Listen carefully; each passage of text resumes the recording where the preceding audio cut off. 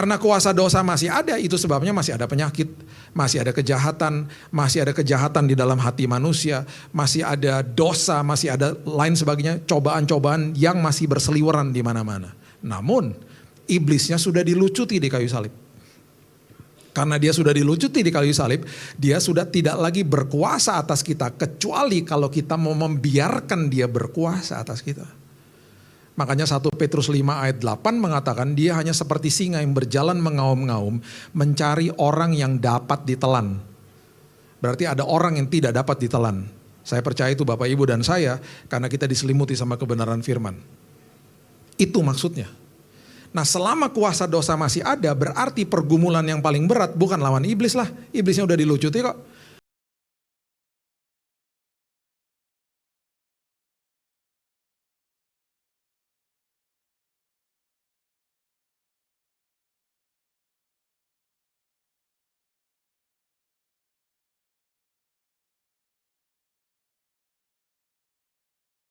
Hari kebangkitan Yesus saja.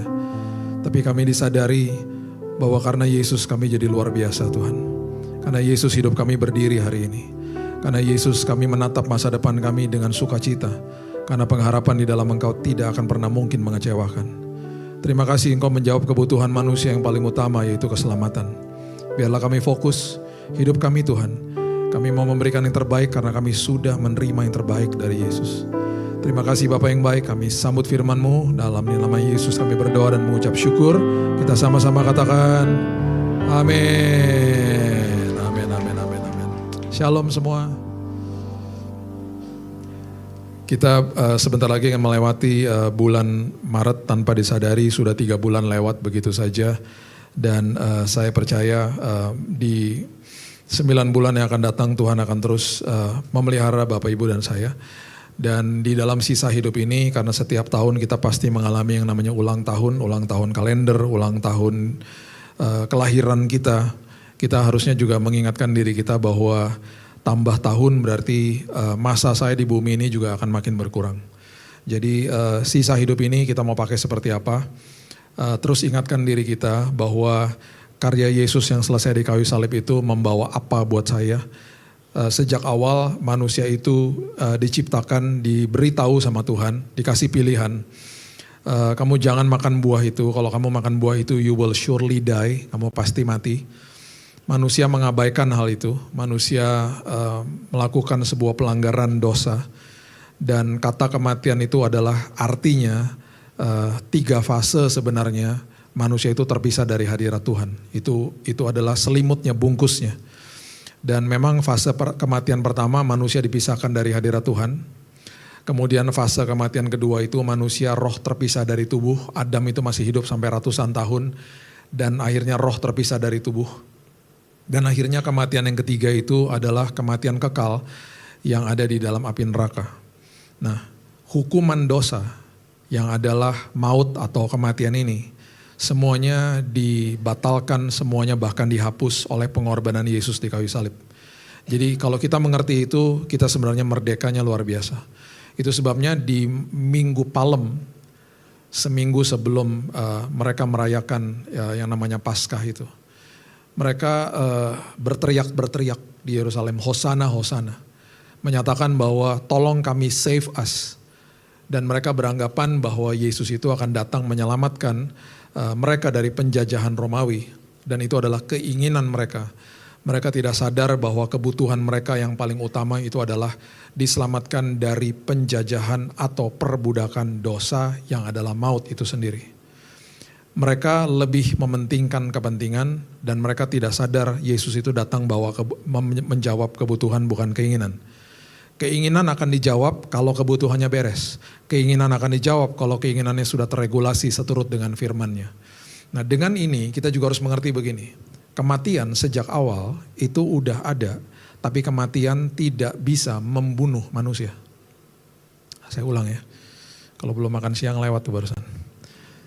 Kematian sudah ada, tapi kematian gak bisa bunuh. Alias kematian gak punya kuasa untuk membunuh manusia. Manusia memberikan kematian itu kuasa untuk membunuh ketika ada dosa. Jadi dosa itu adalah fuel, adalah kuasa yang diberikan kepada kematian sehingga kematian bisa bunuh manusia. Oke. Perhatikan ini baik-baik, kemudian kita ikuti apa yang Yesus lakukan. Di Mazmur 138 ayat yang kedua, di dalam bahasa Inggrisnya dikatakan, your word is above your name. Firmanmu melebihi namamu. Artinya, apapun yang sudah disiratkan, apapun yang menjadi tatanan firman Tuhan, itu gak bisa ditarik balik. Dan bahkan dia abide on his word. Tuhan sendiri ada di dalam perintah atau firman-Nya. Jadi waktu Yesus ada di dalam muka bumi ini, dia tetap mengikuti firman itu. Oke. Pribadi satu-satunya yang ada berjalan di muka bumi ini yang tidak pernah ada dosanya, itu hanya Yesus. Seturut dengan firman-Nya, kematian tidak bisa membunuh, kematian tidak berkuasa atas seseorang yang tidak ada dosanya. Nggak mungkin manusia, tapi itu mungkin terhadap Yesus. Oke, analoginya begitu. Dia nggak ada dosanya. Kematian nggak punya kuasa untuk bunuh dia. Oke. Yang dia lakukan adalah supaya kematian bisa punya kuasa dan kematian itu bisa akhirnya membunuh dia, dia harus ada dosanya. Dia nggak punya dosa, dia tidak berdosa. Yang dia lakukan adalah dia ambil dosa kita yang belum lahir pada saat itu. Alkitab katakan ditimpakan di atas dirinya. Seolah-olah dia datang, kalau kita gambarkan di alam roh, dia datang kepada kematian, dia bilang, ini saya kasih kuncinya, sekarang kamu bisa bunuh saya. Itu perikop kisah ini adalah arti daripada menyerahkan nyawa. Yesus itu gak bisa dibunuh. Jadi kurang tepat atau bukan kurang tepat, gak tepat sama sekali bahkan. Ketika dikatakan dia dibunuh sama tentara Romawi, dia dibunuh sama bangsa Yahudi, gak bisa, dia gak bisa dibunuh, dia menyerahkan nyawanya. Bahkan dia mengajarkan sebuah prinsip yang vertikal dan horizontal kepada kita. Vertikalnya, kamu terima saya sebagai juru selamat, ini besar sekali harganya, kamu gak bisa bayar, saya kasih kamu cuma-cuma. Horizontalnya adalah terhadap sesama manusia, ikuti teladan saya yang paling ekstrim sebenarnya. Saya gak bisa lakukan Tuhan karena saya masih ada kedagingan saya, betul, dengan kuasa kebangkitan kamu sanggup melakukannya. Salah satu yang paling ekstrim yang diajarkan di dalam prosesi keselamatan adalah yang namanya kelemah lembutan. Kelemah lembutan itu bahasa Inggrisnya meekness. Meekness is not weakness. Sebuah kelemah lembutan itu berarti bukan sebuah kelemahan. Artinya adalah dikatakan kelemah lembutan adalah sesuatu yang sebenarnya dia bisa balas. Dia bisa bela dirinya, dia gak mau. Dia gak mau. Dan dia tidak akan lakukan itu. Dan itu terjadi di dalam prosesi penyalipan. Contoh, dia masuk ke dalam Taman Getsemani. Ketika Yudas datang dengan ketua imam-imam, ketua-ketua mahkamah agama pada saat itu ya. Kemudian ada lagi yang datang juga prajurit bersama-sama dengan mereka. Mereka bertanya begini, kami mencari Yesus orang Nazaret. Dia bilang apa? Akulah dia. Dia baru bilang akulah dia, mereka mental Bapak Ibu, mental. It was a glimpse of power. Itu adalah sebuah apa ya? Cuplikan singkat tetapi luar biasa kepada mereka yang mengatakan bahwa saya ini berkuasa. Mental, dengan kata akulah dia, mental mereka. Oke, Petrusnya emosi toh. Dia ambil pedang, dia putuskan telinga daripada hamba imam besar Malkus. Alkitab tidak mendokumentasikan pada saat itu. Kalau kita pelajari sebenarnya, ya, Alkitab tidak mendokumentasikan apa yang terjadi pada saat itu. Ada kemungkinan besar, ini perbuatan jahat sih sebenarnya sama Petrus. Karena hamba imam besar yang bekerja di bait Allah tidak akan bisa melayani kalau terjadi defect di dalam tubuhnya. Makanya telinganya diputusin, sama Yesus dipasang lagi toh. Dengan kata lain, silakan melayani lagi. Bukan urusan manusia soal itu. Dia bilang, gak apa-apa, pelayanan lagi. Itu maksudnya adalah itu. Kemudian dia ngomong gini sama Petrus. Kamu tahu gak? Saya bisa datengin 12.000 pasukan. Saya percaya ya itu 12 legions of angel. 12 pasukan itu berarti 72.000 pasukan atau malaikat Tuhan. Udah siap di ambang pintu sorga dengan swords yang sudah terbuka. Dan mereka tinggal tunggu komando turun ke bawah. Prosesi penyalipan batal Bapak Ibu. Dia bilang saya bisa turunin mereka. Gak usah jauh-jauh deh. Di kitab Raja-Raja, ketika Raja Hizkia dikepung sama 185.000 tentara Asyur di luar tembok Yerusalem. Yang terjadi adalah malaikat Tuhan cuma satu di dispatch sama kerajaan sorga, dikirim sama kerajaan sorga. itu 185.000 tentara Asyur mati di luar tembok Yerusalem. Ketika mereka mau mengepung yang namanya Raja Hizkia, karena Tuhan bilang begini, ini adalah keturunan daripada Daud yang aku sudah berjanji bahwa kerajaan, keturunan dan keluarganya akan aku kokohkan sampai selama-lamanya. Jadi keluarga dia, keturunan dia akan aku kokohkan sampai selama-lamanya. Karena aku berjanji seperti itu, satu malaikat dikirim 185.000 tentara Asyur mati. Dia bisa balas, bisa. Dia bisa bela diri, bisa. Dia gak pernah mau lakukan itu. Karena itu arti daripada menyerahkan nyawa.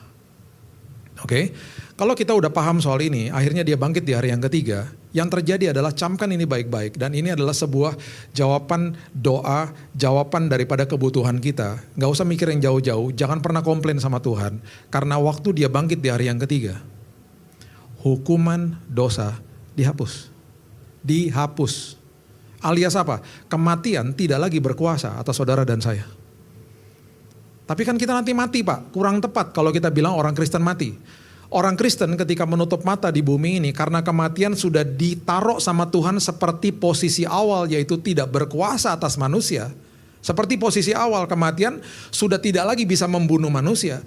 Jadi ketika nanti kita dipisahkan dari tubuh yang fana ini, roh kita akan hidup selama-lamanya karena di detik kita tutup mata, di detik yang sama kita bangkit di pangkuan Bapa di sorga karena kematian tidak berkuasa atas anak-anak Tuhan. Itu arti hukuman dosa dihapus. Itu artinya bahwa maut sudah dihapus dari kehidupan orang percaya. Bagi saya itu kebutuhan yang paling utama. Bagi saya, siapalah saya kalau masih mau komplain sama hal-hal yang lain dalam hidup ini. Karena itu kebutuhan manusia yang paling utama. Oke, kita harus paham hukuman dosa dihapus. Namun kuasa dosa hari ini masih ada. Kenapa kuasa dosanya masih ada? Karena iblisnya masih dibiarkan ada di bumi ini. Kenapa Pak masih dibiarkan ada di bumi ini? Kenapa gak dimasukin ke dalam neraka aja? Gak bisa. Karena selama manusia ada di dalam bumi, manusia masih diberikan kesempatan untuk memilih keselamatan atau bukan keselamatan. Kalau tidak ada dia, manusia gak bisa pilih. Manusia gak pernah diciptakan sebagai robot yang hanya ikut Tuhan aja dan gak punya pilihan. Makanya masih ada pilihan. Nah karena dia masih ada di muka bumi, memang waktunya terbatas, dia akan dicampakkan ke dalam api neraka. Dan by the way, neraka tidak pernah diciptakan buat manusia. Kecuali kalau manusia mau ikut dia, tidak menolak keselamatan dari Kristus Yesus. Itu sebabnya karena dia masih ada, kuasa dosanya masih ada. Karena kuasa dosa masih ada, itu sebabnya masih ada penyakit, masih ada kejahatan di dalam hati manusia, masih ada dosa, masih ada lain sebagainya, cobaan-cobaan yang masih berseliweran di mana-mana. Namun, iblisnya sudah dilucuti di kayu salib. Karena dia sudah dilucuti di kayu salib, dia sudah tidak lagi berkuasa atas kita, kecuali kalau kita mau membiarkan dia berkuasa atas kita. Makanya 1 Petrus 5 ayat 8 mengatakan dia hanya seperti singa yang berjalan mengaum-ngaum mencari orang yang dapat ditelan. Berarti ada orang yang tidak dapat ditelan. Saya percaya itu Bapak Ibu dan saya karena kita diselimuti sama kebenaran firman. Itu maksudnya. Nah selama kuasa dosa masih ada berarti pergumulan yang paling berat bukan lawan iblis lah. Iblisnya udah dilucuti kok. Pergumulan kita yang paling berat adalah lawan diri sendiri. Lawan diri sendiri supaya kuasa dosa, supaya pengaruh-pengaruh yang ada di sekeliling kita itu, kita bisa menang hari lepas hari. Makanya saya suka banget baca ayat-ayat yang Daud tulis. Karena dia kerap kali mengatakan atau berkhotbah kepada dirinya sendiri supaya jiwanya itu terus bertumbuh di dalam Tuhan. Salah satu ayat yang menjadi favorit saya, menjadi doa saya setiap hari adalah Mazmur 131. Ayat yang kedua mengatakan begini. Mazmur 131 ayat yang kedua. Sesungguhnya aku telah menenangkan dan mendiamkan jiwaku. Kalau saya bisa tambahkan yang penuh sampah. Karena kita gak tahu mata sama telinga kita ngelihat apa, mendengar apa, bisa masuknya sampah dalam hidup ini. Akhirnya dia bilang aku menenangkan dan mendiamkan jiwaku. Udah 2 tahun terakhir ini, bahkan udah 3 tahun kalau gak salah nih sekarang. Saya setiap pagi kalau bangun pagi, salah satu doa yang saya naikkan adalah ini, Tuhan aku tenangkan dan diamkan jiwaku. Saya gak pernah percaya sama prinsip dunia yang mengatakan follow your heart. Saya gak percaya, itu bagi saya itu adalah hoax terbesar. Saya gak mau ikutin hati saya mau ikutin suara Tuhan dalam hidup saya. Karena kalau saya ngikutin hati saya bisa mengecoh saya, emosi saya bisa menipu saya, akhirnya saya mengambil keputusan yang salah. Itu sebabnya saya mau latih diri saya bilang Tuhan aku tenangkan dan diamkan jiwaku. Dan bagian yang keduanya luar biasa sekali. Dia katakan begini, seperti anak yang disapih berbaring dekat ibunya. Ya seperti anak yang disapi jiwaku dalam diriku. Disapi adalah melepaskan ketergantungan sama susu. Berarti dia lagi ngomong sama jiwanya sendiri, jiwaku dewasa dong. Jadi orang dewasa dikit. Setiap hari bertumbuh, makanya jangan bandingkan hidupmu dengan orang lain. Bandingkan hidupmu dengan hidupmu sendiri deh tahun lalu. Kalau setiap tahun versi Android sama iPhone lebih baik, apalagi kita. Versi saya yang tahun 2025 harus lebih baik di tahun ini. Versi saya yang bulan lalu harus lebih baik di bulan ini. Jadi bertumbuh di dalam kasih karunia, itu yang terjadi. Nah kalau kita udah mengerti ini, kita akan terus ngomong sama jiwa kita sendiri. Kita harus bilang, Tuhan kemenangan kemarin gak bisa saya bawa ke hari ini. Mazmur 103 ayatnya yang pertama dan kedua adalah salah satu juga perikop yang Daud senantiasa ngomong sama jiwanya sendiri. Mazmur 103 ayat 1 dan 2. Pujilah Tuhan hai jiwaku, pujilah namanya yang kudus hai segenap batinku. Pujilah Tuhan hai jiwaku dan janganlah lupakan segala kebaikannya. Waktu saya baca ini, Tuhan juga ingetin saya, jangan hanya sekedar ya ingat-ingat kebaikan Tuhan yang besar-besar aja. Mulai ingat, mulai masukkan dalam hatimu kebaikan Tuhan yang kecil-kecil, karena kalau yang kecil aja Tuhan perhatikan, apalagi yang besar. Tahun lalu, habis panjang hari khotbah seperti begini, pulang jam 7 malam udah kecapean, di mobil saya ngomong gini, aduh air kelapa hijau dingin enak juga nih. Karena saya suka banget air kelapa hijau tapi yang dingin. Tapi udah males lah mau stop di pinggir jalan, mau beli di mana juga gak mikir juga, ternyata memang ada di GoFood. Cuman udah gak mikir lah, udah kecapean. Sampai di rumah lagi copot sepatu, istri saya bilang begini, itu di kulkas ada air kelapa hijau dingin. Terus saya bilang ini, tahu dari mana aku pengen? Karena aku istri kamu. So tahu banget. Beneran gue pengen banget nih barusan nih pengen banget gitu. Ya tadi siang pulang gereja udah dibeliin, itu ada di kulkas, itu pasti udah dingin. Saya minum 8:30 malam. Air kelapa hijau dinginnya minta ampun. Saya bilang ini, Tuhan kalau air kelapa hijau aja Tuhan pelihara saya. Apalagi hal yang lain. Makanya Daud bilang jangan lupakan kebaikannya. Simpan dalam lubuk hatimu. Oke, itu satu sisi. Belajarlah untuk kalahkan diri sendiri dengan firman Tuhan. Biarlah firman menguasai kita. Jangan cuma sekedar ngerti firman, biarlah firman menguasai kita. Oke, selalu ada hari esok, ada hari yang dimana kita bisa perbaiki diri kita dari diri kita yang kemarin. Yang kedua, selama kita hidup, selama sisa hidup ini, Tuhan gak pernah bilang sama kita untuk hidup ini kepentingan kita, gak ada. Hidup kita adalah hidup yang untuk mengkolonisasi bumi sebenarnya. Itu kalau di dalam sistem kerajaan sorga. Mengkolonisasi bumi itu artinya menularkan budaya kerajaan sorga, memberikan hidupmu jadi berkat buat orang lain. Betul, firman Tuhan setiap kali masuk ke dalam hubungan horizontal pasti paradoks. Dan susah untuk dilakukan, apalagi dengan kedagingan kita yang kecenderungan dosanya masih ada. Contoh, mendahului dalam memberi hormat. Susahlah menyapa orang yang bersalah kepada kita dengan risiko dia buang muka. Udah pasti begitulah. Terus saling mengasihi sama seperti Kristus mengasihi saya. Berarti bukan berdasarkan kasih orang itu kepada saya. Dan itu kan kita harus ingetin diri kita seterusnya setiap hari. Makanya banyak prinsip-prinsip yang akhirnya susah diterima sama daging ini. Tapi biarlah kita terus latihan setiap hari. Lukas 14 contohnya. Ayat 12 bilang begini. Lukas 14 ayat 12. Yesus berkata juga kepada orang yang mengundang dia. Apabila engkau mengadakan perjamuan siang malam, janganlah engkau mengundang sahabat-sahabatmu, saudara-saudaramu, kaum keluarga tetangga-tetanggamu yang kaya. Karena mereka akan membalasnya dengan mengundang engkau pula, dan dengan demikian engkau mendapat balasnya. Tetapi apabila engkau mengadakan perjamuan, undanglah orang-orang miskin, cacat, lumpuh, dan buta. Kenapa undang orang seperti begitu? Karena engkau akan berbahagia. Kenapa engkau berbahagia? Karena mereka tidak punya apa-apa untuk membalasnya kepadamu. Ayat ini jangan dibaca atau dilakukannya secara letter luck, tapi dilakukan secara kontekstual. Maksudnya begini, kalau saya berbuat baik kepada orang, kalau di nilai dunia ya gue harus dapat balik lah. Kalau di dalam nilai kerajaan sorga saya berbuat baik, kalau orang itu gak bisa balas, justru saya akan dibuat makin berbahagia. Ada satu mbak yang kerja sama saya sudah 26 tahun, seusia anak saya yang pertama. Dan ini mbak udah kita umrohin beberapa kali. Rumahnya udah kita renovasi di kampung. Dia kalau lebaran kayak begini pulang, setiap kali ditanya pulangnya kapan, dia selalu ngomongnya begini, udah lantar juga pulang gitu. Dia galak pokoknya. Tapi kita sayang banget sama dia, karena dia jasanya luar biasa lah buat kedua anak saya. Satu hari, ketika anak-anak masih kecil, saya bawa anak-anak pergi seperti biasa di hari sekolah. Mereka udah ketiduran di mobil, udah jam 9:30 malam, itu hari sekolah, besok sekolah. Rupanya tuh anak-anak gak tidur siang. Ditelepon sama dia. Biasanya kalau mbak telepon majikan ngomongnya apa? Permisi pak, selamat malam pak, oh dia gak ada. 9:30 malam dia telepon saya, kalimat pertama begini, posisi di mana? Emangnya gue grab apa? Posisi di mana? Kenapa sih mbak? Dia marah-marah.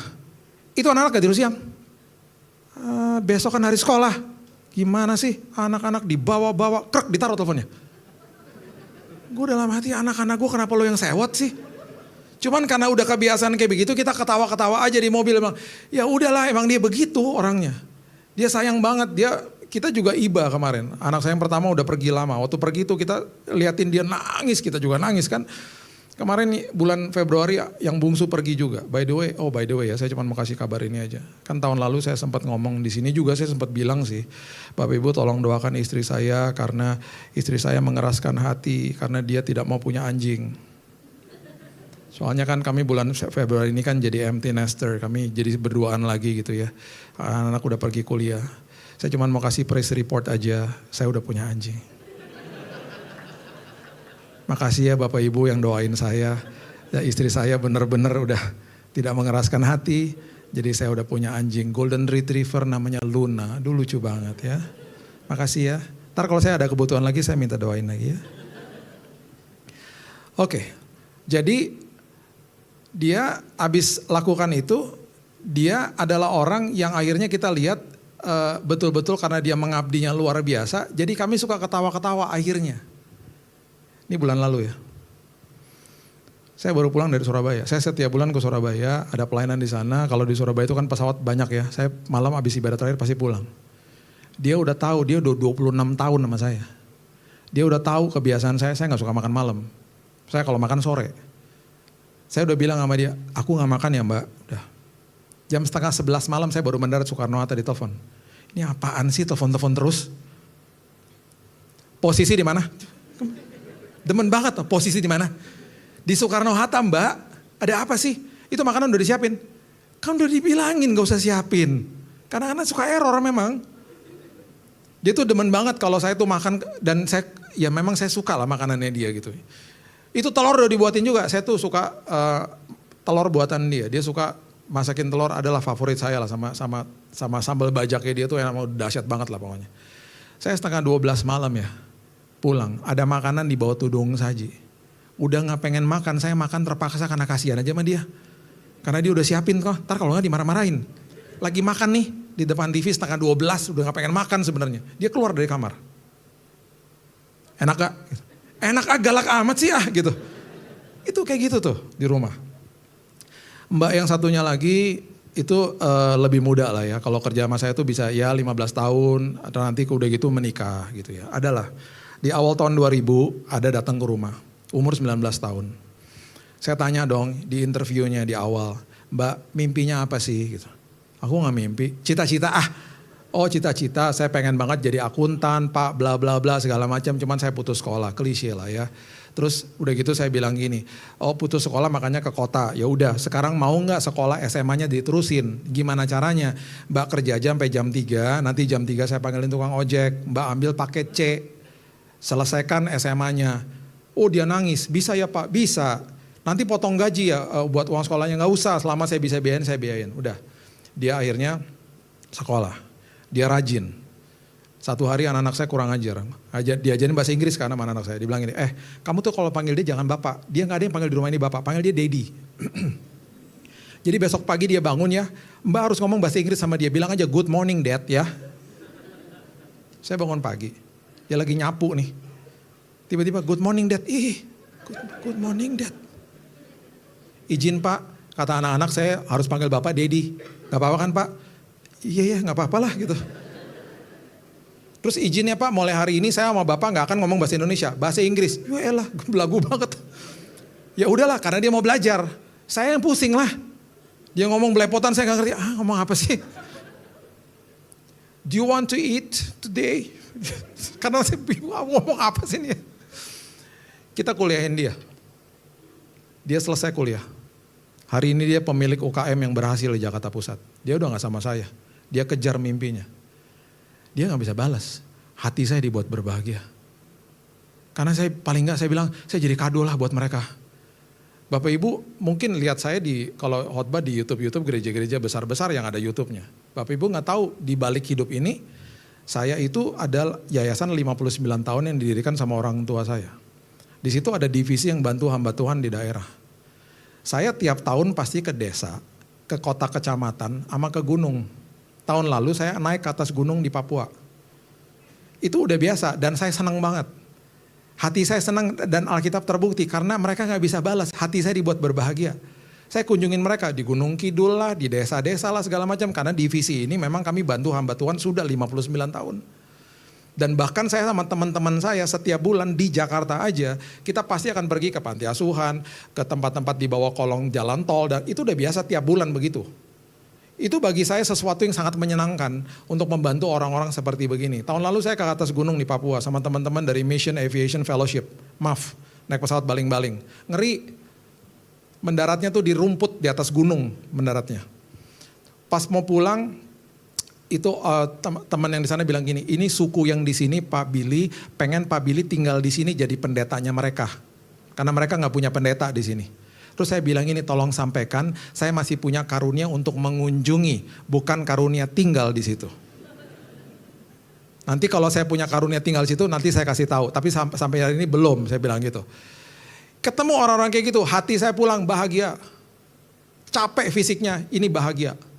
Makanya jadilah berkat buat orang-orang mulai dari hal-hal kecil aja.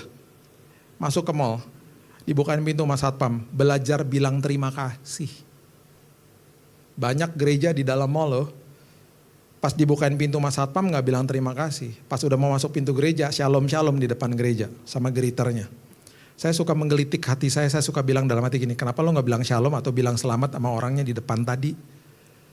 Kenapa di dalam pikiran mereka itu kelompok marginal, gue gak butuh sama lo, ketika masuk gereja langsung harus suci, harus kudus, shalom gitu. Kecuali jemaat HOB ya, ini beda ya. Di sini ini sopan-sopan mukanya semua ya. Kayak gitu, naik pesawat coba, ayo. Saya setiap bulan naik pesawat yang single aisle, oke? Mau keluar dari pesawat nggak akan bisa keluar karena orang dari belakang udah ke air bah, gitu. Etikanya kalau ada di situ ngantre, orang di depan saya harus keluar duluan, betul nggak? Etikanya begitu toh. Ini ada ibu di depan saya nggak bisa keluar, dia ngeliatin ke belakang nggak berani melangkah maju. Orang jalan kencang banget nggak peduli sama dia. Dia liatin kopernya, lama-lama saya pikir, udahlah gue korbanin aja badan.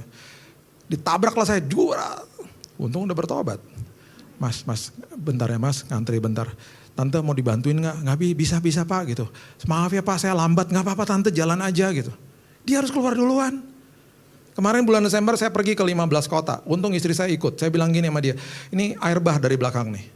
Kamu yang penahan massa, saya ngambil koper. Kan badan kamu tebal, saya bilang gitu. Dia berdiri, ketabrak juga. Itu hal sederhana loh, hal kecil sederhana. Kita nggak ngelatih diri kita. Oke, ini saya lagi curhat tentang orang lain ya. Kalau jemaat HOB saya percaya semua begitu, udah aman lah di sini ya. Ini cuma lagi curhat aja. Nah, kita ambil hal yang lain ya, hal dalam pernikahan deh misalnya. Hal sederhana deh, coba lihat Efesus 5 ayat 25. Efesus 5 ayat 25, coba lihat. Ini cuma contoh aja ya, contoh. Hai suami, kasihilah istrimu sebagaimana Kristus telah mengasihi jemaat dan telah menyerahkan dirinya baginya. Jangan bacanya cepat-cepat. Suami ya, kasihilah istrimu. Gimana caranya? Caranya adalah sebagaimana Kristus telah mengasihi jemaat. Bagaimana Kristus mengasihi jemaat? Dia menyerahkan dirinya. Artinya menyerahkan diri, dia mati di kayu salib toh. Berarti dia mati bagi jemaat. Dia menyerahkan dirinya bagi jemaat, itu sepatutnya kita sebagai suami mengasihi istri toh. Berarti waktu kita menikah dan siapapun yang akan menikah itu adalah proses bagi pria-pria, proses bunuh diri. Iya dong, saya amin duluan, bunuh diri. Berarti ego kita dilepaskan. Nih saya mau cerita nih, mumpung istri nggak di sini ya. Ini kejadian udah lama sih, udah 21 tahun lalu. Saya ingat banget tuh di sebuah mall di Jakarta ya. Saya parkir gini, suami itu pria-pria kehebatannya di mata sama perut. Matanya visualnya hebat, makanya Google Map biasanya pria yang menguasai. Ada sih yang enggak, ada yang wanita juga hebat, tapi kebanyakan pria lah. Sama perut kalau diisi makanan ini kebuka pikiran ya, itu pria. Kita pernah perhatikan gak ya, kalau kita suami istri ke mall, biasa istri jalan duluan di depan. Karena istri tuh mungkin di dalam pikirannya diskon gitu ya. Suami gak suka ke mall, makanya suami jalan di belakang. Perhatikan formasi ketika pulang, suami di depan pasti, karena suami senang mau pulang. Benar ya? Kita parkir nih di B3 ya, B3. Istri jalan duluan, suami ngapain? Ayo, pria. Kita ngeliatin apa? Patokan, benar gak? B3, oke, H5 warna merah, kalau perlu difoto, jalan. Istri sih gak peduli lah, dia jalan-jalan aja. Dia mikirin apa? Diskon. Dia akan cari lift kan, dia masuk ke dalam lift. Kita ngikut dari belakang, kita lihat lagi patokannya. Oh di sini liftnya, oke. Keluar di lantai ground biasanya kan. Waktu keluar pintu lift kebuka, istri keluar matanya juga nyari diskon di mana-mana. Pria enggak lihat diskon. Pria lihat toko terdekat sama liftnya, betul nggak? Supaya kalau pulang kita lewat situ. Oh toko ini, oke aman lah gitu ya. Udah kita ikutin ya, kita pasrah lah di situ ya. Dia mau berapa jam kita pasrah, bete deh kita di situ. Jalan ikutin, selesai kan? Udah mau pulang kan? Saya mengarah ke toko itu dong, yang dekat liftnya kan? Tahu nggak istri bilang apa? Bukan di situ parkirnya. Saya bilang di sini. Ini tokonya, ini liftnya tadi kita keluar. Bukan. Dengan suara nyaring, dengan suara yang keras, bukan. Di sini sayang. Bukan. Di situ saya ngingetin diri saya. Oh iya ya, gue udah proses bunuh diri. Kan bunuh diri, kasih istrimu seperti Kristus mengasihi jemaat. Udah bunuh diri, mati, ego mati gitu. Cuman karena dia terus ngomong, doa mulai berubah. Tuhan bungkam mulutnya, Tuhan bungkam. Ngomong terus, enggak bukan di situ. Udah ikut aja dulu yuk gitu, ikut. Ya kan, naik lift ke B3, jalan, ngomong terus. Bukan. Lama-lama ketemu gak mobilnya? Ketemu.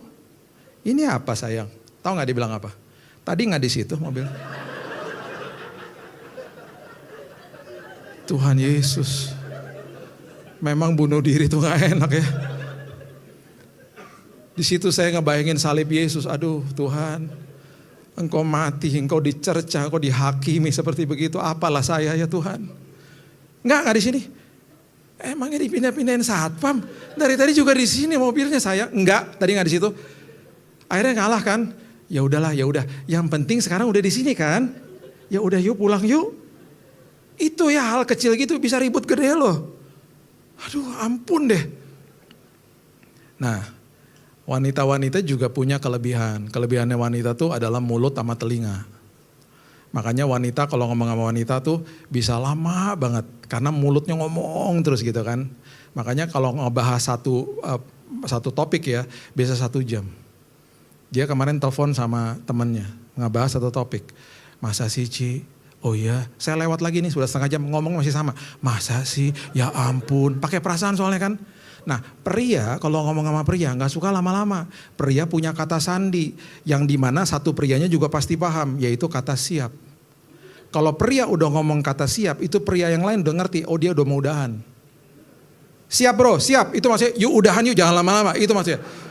Wanita nggak pernah ngomong siap-siap sama wanita lain, nggak ada wanita siap-siap nggak ada. Masa sih? Oh iya ya udah besok ketemu ya. Pria nggak ada. Siap bro, oke yuk udahan yuk. Pria nggak suka ngomong lama-lama. Makanya ketika pria-pria pulang dari kerja, wanita-wanita ibu-ibu yang di rumah pengen ngajak ngobrol kan. Cuman mungkin nanyanya salah. Papa dari mana pak? Suami-suami merasa dicurigai. Dari kantor lah, masa dari kebun binatang. Itu istri lagi kasih kode pengen diajak ngobrol. Gitu loh. Makanya satu hari saya lagi ngobrol sama hamba Tuhan, setiap kali istrinya ngomong gini, lama-lama istrinya ngomong sendiri. Di meja makan. Saya pikir dia bahasa roh. Ternyata dia ngomong sendiri. Karena istri itu memerlukan kuota kata-kata gitu loh. Ini selesai udah jam 2 ya. Ini Abis ini udah pada makan siang kan ya? Udah aman lah ya. Yang ibadah sebelum nih kasihan nih. Ibadah sebelum ini kan selesai tadi jam makan siang kan. Nah biasanya kalau udah selesai ibadah jam makan siang kan suami-suami ke mobil kan. Karena apa? Perut kan kekuatannya. Dia perlu makan. Istri-istri yang gak diajakin ngobrol nyangkut di pintu gereja. Ketemu sama temennya, Celo apa kabar? Suami lo mana tahu, bodo amat dia lagi di mobil. Apa kabar? Dia ngobrol karena dia pengen ngomong di situ. Di rumah gak diajakin ngobrol. Pria-pria kesel toh di mobil. Saya cuma mau kasih kiat-kiat buat para pria. Jangan kirim anak wanita panggil mamanya. Karena dia wanita juga. Mami, si papi tante apa kabar? Dia ikutan ngobrol. Jangan, nyangkut dia di situ. Kirim pasukan Kopassus. Siapa? Anak pria. Saya gak punya anak pria Pak, pinjam anak orang lain. Mami, papi lapar. Baik tante, udah mami jangan bawel, aku juga lapar. Udah, beres udah. Ini baru basic loh. Makanya Alkitab paradoks, bertolak belakang sama logika manusia. Gimana mau jadi berkat kalau nggak belajar kiat-kiat ini gitu loh. Ya, jadi hidup jadi berkat. Yang terakhir, selama kita hidup, sisa hidup ini, Tuhan udah janji Tuhan ada di depan kita. Penyertaan Tuhan nggak pernah gagal. Ulangan 31 ayat 8 mengatakan begini. Ulangan 31 ayat yang ke-8. Sebab Tuhan, Dia sendiri akan berjalan di depanmu, Dia sendiri akan menyertai engkau, Dia tidak akan membiarkan engkau, tidak akan meninggalkan engkau, janganlah takut dan janganlah patah hati. Oke, Tuhan ada di depan saya, Tuhan ada berjalan bersama dengan saya. Itu adalah ayat tentang kemahadiran Tuhan. 2 tahun lalu, saya ada di kota Sydney, diundang sama Gereja Indonesia pelayanan di situ. Saya ketemu sama teman lama, ketemu juga sama teman baru. Teman lama lagi ngopi, terus dia bilang ini, Bill gue jam 2 jalan ya, gue mesti jemput anak gue. Oke, lu ntar gimana? Aman. Ada teman baru datang.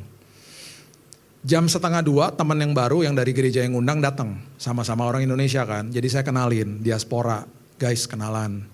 Biasalah orang Indonesia tinggal di luar pasti ngobrolannya apa? Lu tinggal di mana di Jakarta? Udah berapa lama di sini? Lu gereja di mana? Kerja di mana? Bla bla bla segala macam. Kita jalan nih keluar dari kafe. Saya di tengah. Teman lama, teman baru. Teman lama ngobrol sama teman baru. Bro, kerja di mana lu? Supir bus katanya gitu. Teman lama bilang ini, wah kebetulan tuh gue juga pengen jadi supir bus. Gimana caranya ya? Karena supir bus kan gaji gede. Terus teman baru bilang ini, lewat gue aja. Gue senior di situ. Nanti lamaran lu gue kasih sama HRD beres deh, dia bilang gitu. Wah thank you ya gitu, udah jalan. Teman baru nanya sama teman lama, bro anak lu berapa? 5 katanya. Saya coel, banyak juga anak lu ya. Teman lama nanya sama teman baru, bro anak lu berapa? Lagi program. Doain ya, karena gue lagi mau ketemu sama dokternya susah banget. Waiting list gue ketemu dokternya, objinnya. Teman lama nanya, emangnya siapa nama dokternya? Disebut namanya. Dia bilang gini, wah itu mah ipar gua. Oh ya, iya. Udah mana nomor lo? Nanti minggu depan gue buatin janji, udah gak usah waiting listan, ketemuan. Terus saya bilang gini sama mereka, guys. Kalau tadi lo datang jam 2 dan dia udah pulang, gak ketemu lo. Lo bisa datang jam 1:30, yang mau jadi supir bus ketemu sama supir bus, yang butuh dokter ketemu sama iparnya. Terus saya bilang gini guys, sebelum kalian pisah ya, jangan lupakan kebaikan Tuhan. Tuhan berjalan di depan kalian. Ini hal sederhana. Kalau kalian dipertemukan sama Tuhan dengan kebutuhan yang dijawab. Karena Tuhan adalah Tuhan yang selalu menyiapkan orang yang tepat, kesempatan yang tepat untuk dibawa kepada tujuan yang tepat. Itu Tuhan. Jadi ucapkan syukur dalam hidupmu. Karena ini nih hal sederhana nih. Tapi Tuhan yang pertemukan kalian. Kemarin Februari saya baru balik dari situ lagi. Saya ketemu mereka udah jadi temenan.